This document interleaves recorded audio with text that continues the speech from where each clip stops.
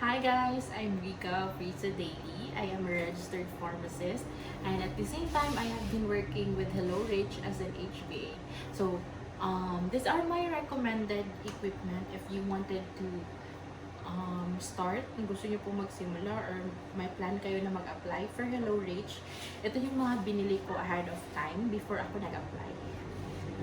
Okay, first na binili ko is this one. Ito po ay headset. This is Plantronics model C3220. Don't worry, maglalagay po ako ng link kung saan ko po siya nabili. Ito talaga yung pinaka-reliable na headset for me kasi bumili ako ng InPlay as well as ito isa Logitech. And then, for me talaga, ito siya ang the best for noise cancelling as well as yung clarity ng mga voice na narinig mo. It's really good. So, nabili ko siya around 2,000 pesos, I think. Pero hindi ko kasi siya, ito kasi pag-apply ko ng Hello Rich, hindi siya like, binili ko, kung gusto ko mag-apply ngayon, binili ko agad. So, pinaplanuhan ko siya since last year. So, una kong binili, ito talaga, yung headset. And afterwards, ang binili ko naman is, itong, we call by this camera na A4 Tech. Ito talaga yung pinaka-recommended ko if ever nagsisimula kayo for Hello Rich. Ang ganda ng camera niya as well as pag nasa zoom ka, ang liwanag niya. Okay? But also, may ginagamit ako ngayon, itong Init 4K. Pero sa pag-start ko, ito talaga yung ginagamit ko. As well as now, actually. Paminsan-minsan ko lang to siya ginagamit kasi hindi siya compatible with my Huawei, but compatible siya with my laptop ko na Acer. Okay? So, actually guys, nung nagsimula ako with Hello Rich, ang gamit ko talaga ng equipment, maliban dun sa dalawa na na-mention ko earlier, is itong Acer na laptop as well as itong dual monitor ko. Hindi siya naka-on ngayon kasi hindi ko naman siya ginagamit. And I am not also working right now since it's the weekend. So, ito, ginamit ko tong Acer. Binili ko siya actually, hindi ko siya like binili ng cash. Credit card installment ko siya. Tapos, naka i5 na kasi to siya.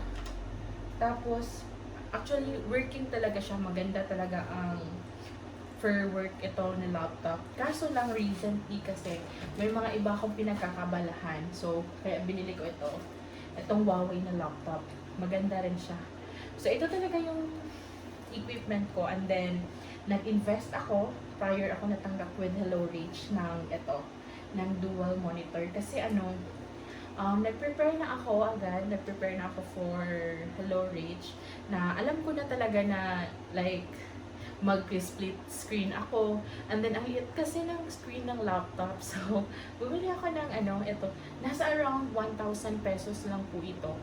So, if you have the extra money, bumili na lang po kayo nito. Para pag may discussion po kayo, dito po yung screen, dito po naka-flash yung sa Zoom nyo na meeting. At saka dito po sa kabila, dito ka po mag-take notes. Ang gamit ko po is OneNote. And I will tell you why OneNote po ang gamit ko before sa aking journey with Hello Rich. So,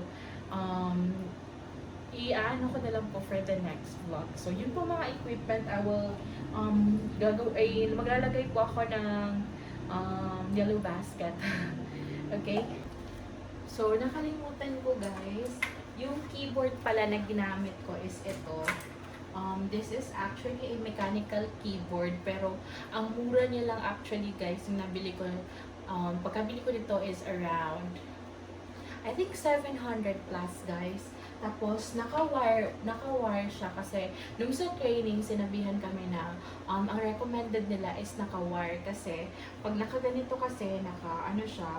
Kasi itong isang keyboard ko po is wireless siya.